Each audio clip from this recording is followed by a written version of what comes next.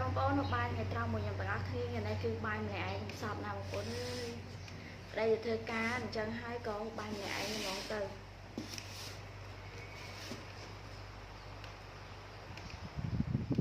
ngày nay ban sẽ lo mà chú ca bóc ly từ cuốn cho mũi tới chả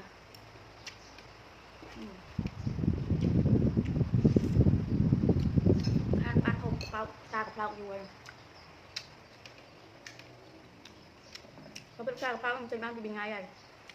người ta nhắm thư rồi nhưng bài hai nhắm tâm không được cọ bây rồi cả ông này ta ấy em lo của bạn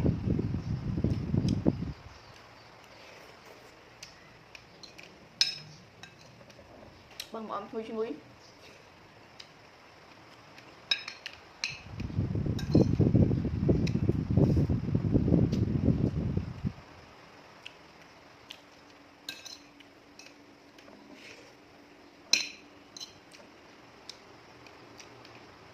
ngay bữa chứ đẹp không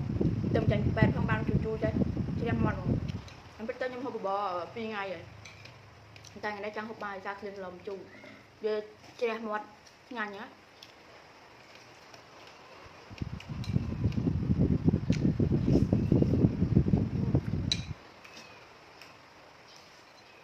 nhanh làm